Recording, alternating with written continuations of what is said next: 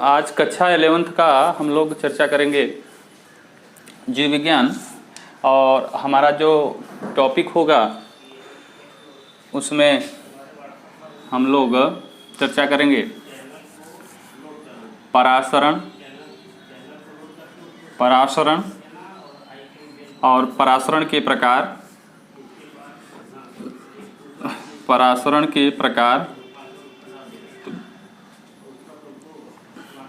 और परासरण पहला टॉपिक, दूसरा परासरण के प्रकार, तीसरा परासरण, दूसरा परासरण के प्रकार, तीसरा आपका होगा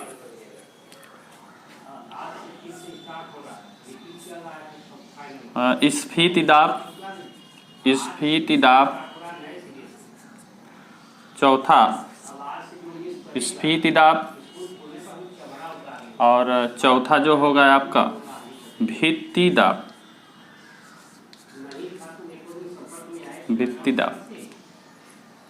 ये 4 टॉपिक पर हम लोग डिस्कस करेंगे आज। तो कक्षा 11th का ये जो टॉपिक ये है, एक चैप्टर है एसेंट ऑफ सैप,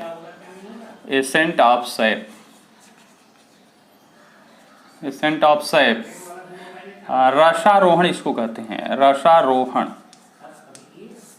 तो रसारोहण का जो टॉपिक है, ये रसारोहण का जो चैप्टर है उसमें ये आर्टिकल आते हैं। रसारोहण का जो टॉपिक है उसमें ये सब आर्टिकल्स आते हैं। अब इसमें हम लोग चर्चा कर लेते हैं बारी बारी से। परासरण क्या है? परासरण जो है, परासरण ऑस्मोसिस, परासरण जो है इसको ऑस्मोसिस कहते हैं। परासरण जो है इसको ऑस्मोसिस कहते हैं। और इसको हिंदी में, और ये एक ऐसी झिल्ली होती है। पहले तो एक परासरण से पहले आप एक चीज जानिए, अर्धपारगम झिल्ली क्या होती है।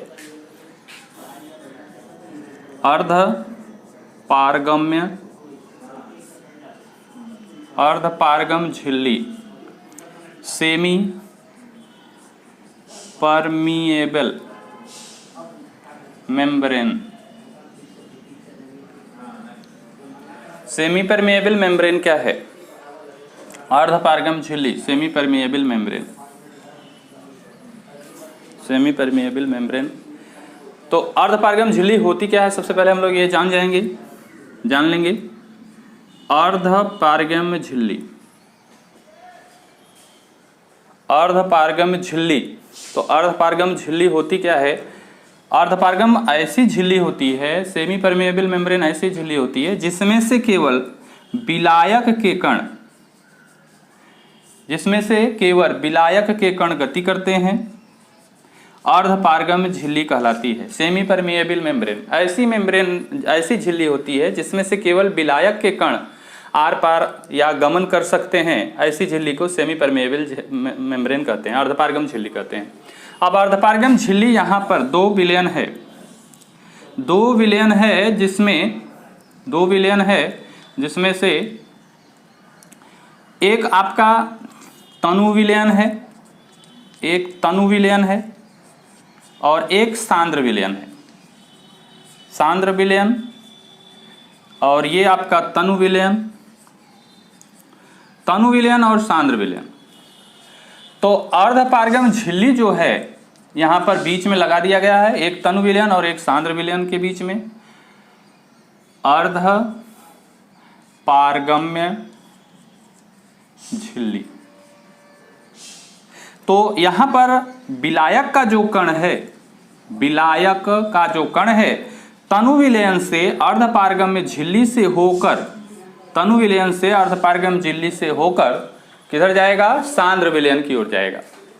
तो ये जो विलायक के कणों का तनु विलयन से, ध्यान समझिएगा, विलायक के कणों का तनु विलयन से अर्धपारगम झिल्ली से होकर सांद्र विलयन की ओर गमन करना, यह कहलाती है परासरण।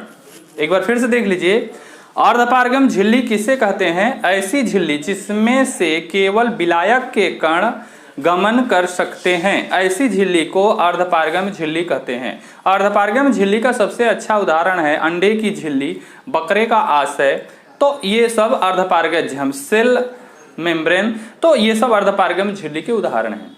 परासरण जो है वह एक प्रक्रिया है। इस प्रक्रिया में होता क्या है, विलायक के कण अर्धपारगम झिल्ली से होकर, विलायक के कण अर्धपारगम झिल्ली से होकर तनु विलयन से सांद्र विलयन की ओर गति करते हैं। इस प्रक्रिया को परासरण कहते हैं। परासरण ऐसी प्रक्रिया है जिसमें अर्धपारगम झिल्ली से होकर विलायक के कणों का तनु विलयन से सांद्र विलयन की ओर गति होती है। इस प्रक्रिया को परासरण कहते हैं। अब ये परासरण के लिए अर्धपारगम झिल्ली का होना बहुत जरूरी है। तो विलायक के कण गति करते हैं तनु से सांद्र की ओर। अब हम एक बात कर लेते हैं, और परासरण दाब, ऑस्मोटिक प्रेशर, ये प्रक्रिया हो गई ऑस्मोसिस। अब एक बात करते हैं हम लोग परासरण दाब। परासरण दाब, तो परासरण दाब क्या होता है? मान लीजिए परासरण की क्रिया हो रही है, और परासरण की क्रिया जब हो रही है तो तनु विलयन से सांद्र विलयन की ओर अर्धपारगम झिल्ली से होकर विलायक के कण गति कर रहे हैं। मैं यहां पर एक पिस्टन लगा दूं, पिस्टन P लगा दिया मैंने, और यहां पर एक प्रकार का एक्सटर्नल फोर्स मैं दे रहा हूं, इसको बाह्य दाब दे रहा हूं, और बाह्य दाब इतना दिया जा रहा है कि जो विलायक के कण तनु विलयन से सांद्र विलयन की ओर जा रहे थे वो ब्रेक हो जाएंगे, रुक जाएंगे।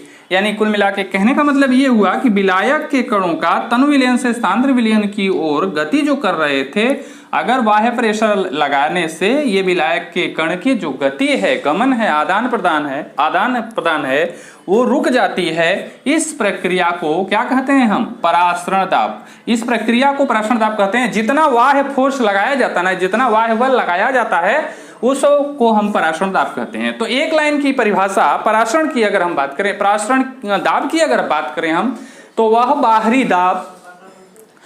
बाहरी दाब जो परासरण की क्रिया को रोक देता है। वह बाह्य दाब जो परासरण की क्रिया को रोक देता है, वह बाह्य दाब जो परासरण की क्रिया को रोक देता है, वह बाह्य दाब जो परासरण की क्रिया को रोक देता है, परासरण दाब कहलाता है। तो परासरण से ही रिलेटेड परासरण दाब है। परासरण की क्रिया को ब्रेक करने वाला एक्सटर्नल फोर्स ये कहलाता है ऑस्मोटिक प्रेशर, परासरण दाब। अब इसके बाद अब हम लोग चर्चा करते हैं परासरण के प्रकार।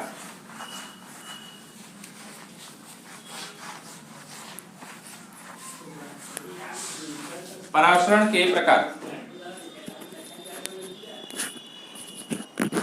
तो परासरण के प्रकार की अगर हम बात करें, परासरण के प्रकार,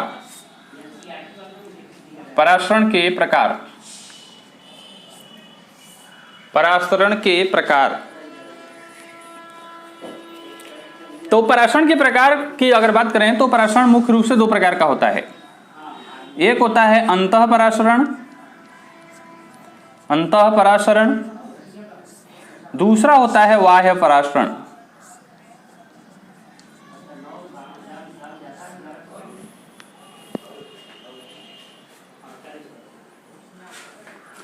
अंतः परासरण, बाह्य परासरण, तो इसको कहते हैं एक्सोऑस्मोसिस। अंतः परासरण को कहते हैं इंडोऑस्मोसिस,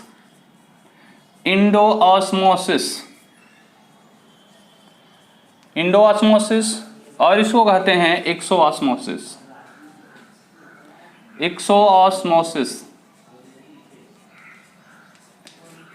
इंडोऑस्मोसिस, एक्सोऑस्मोसिस।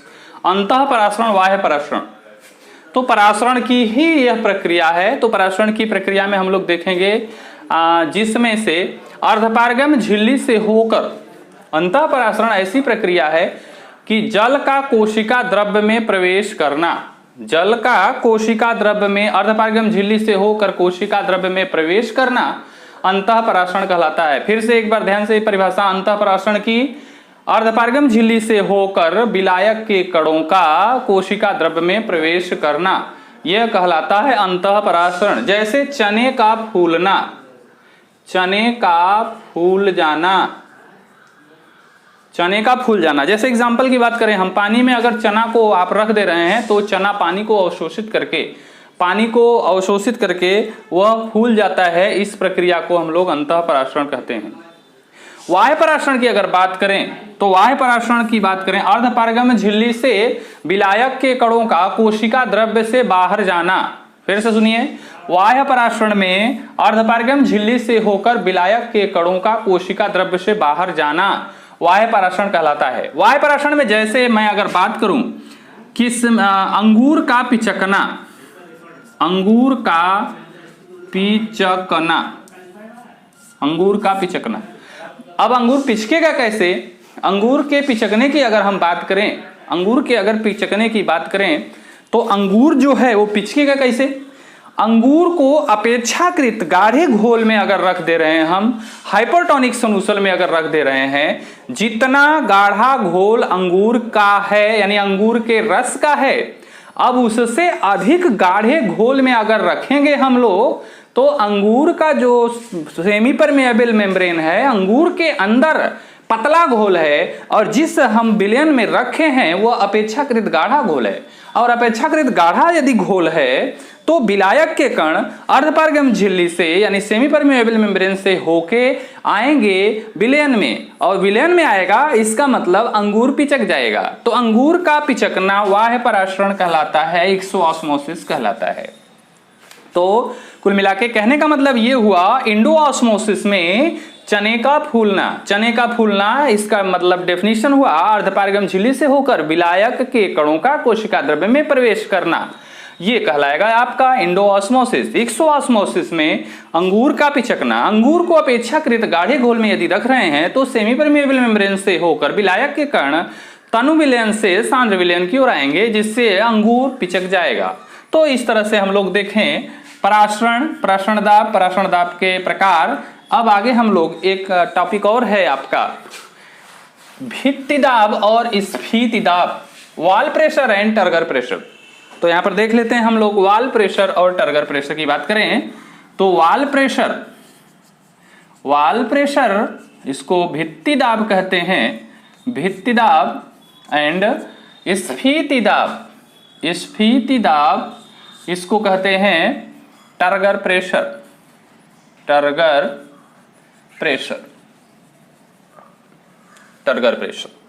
देखिए आप लोग जानते हैं कि किसी भी कोशिका के अंदर कोशिका द्रव्य है, तो ये मान लीजिए ये कोशिका है, सेल है ये सेल है, तो सेल के बाहरी इसकी जो है सेल मेम्ब्रेन है। तो यहाँ पर हम सेल मेम्ब्रेन की बात कर लेते हैं। सेल मेम्ब्रेन के अंदर सेल सैप है, कोशिका द्रव्य है। तो कोशिका द्रव्य अपने सेल की दीवार पर एक प्रकार का प्रेशर डालती है। यहाँ पर डायग्राम में आप देख रहे हैं कि एरो के द्वारा मैंने दिखाया है कि सेल सैप यानी कोशिका द्रव्य का या साइटोप्लाज्म का इसके दीवार पर, सेल वॉल पर, सेल मेम्ब्रेन पर एक प्रकार का प्रेशर देती है। किसी भी कोशिका का कोशिका द्रव्य उसकी दीवार पर जो प्रेशर लगाती है, इस प्रेशर को हम लोग भित्ति दाब या वॉल प्रेशर कहते हैं। अब इसी का अपोजिट आप देखेंगे कि जब कोशिका द्रव्य जो है इसका किसी भी कोशिका के दीवार पर कोशिका द्रव्य दबाव डालता है तो सेल वॉल भी कोशिका द्रव्य पर दबाव डालता है। तो यहाँ पर दूसरे डायग्राम में आप देखेंगे ये सेल सैप है, यहाँ पर मैं दिखा रहा हूं एरो के द्वारा कि ये जो सेल वॉल है वो साइटोप्लाज्म यानी कोशिका द्रव्य पर, सेल सैप पर एक प्रकार का प्रेशर दे रही है। तो ये जो कोशिका द्रव्य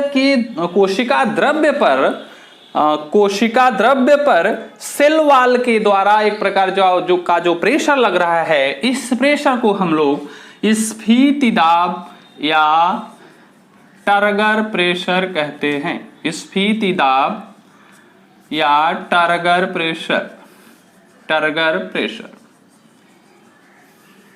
तो यहां पर क्लियर हुआ कि कोशिका द्रव्य के द्वारा कोशिका भित्ति पर या सेल मेम्ब्रेन पर जो दबाव डाला जाता है वह कहलाता है भित्ति दाब। और कोशिका का जो भित्ति है वो कोशिका द्रव्य पर एक प्रकार का दबाव डालती है, उसको हम लोग स्फीति दाब कहते हैं या उसको हम लोग टर्गर प्रेशर कहते हैं। एक बात यहां पर आपको समझना है कि WP is equal to TP। अगर वाल प्रेशर टर्गर प्रेशर एक दूसरे के बराबर हैं तो कोशिका अस्थायी अवस्था में रहेगा। अगर वाल प्रेशर कम हुआ और टर्गर प्रेशर ज्यादा हुआ तो कोशिका सिकुड़ेगी। अगर वाल प्रेशर अधिक हुआ, टर्गर प्रेशर यदि कम हो गया तो कोशिका फट जाएगी। यानी कोशिका को अस्थायी अवस्था में रखने के लिए वाल प्रेशर और टर्गर प्रेशर का होना बहुत जरूरी है। तो इस तरह से हम लोग 4 टॉपिक पर डिस्कस किए। परासरण, परासरण दाब, परासरण दाब के प्रकार, परासरण के प्रकार, स्फीति दाब और टर्गर प्रेशर, वो वाल प्रेशर और टर्गर प्रेशर।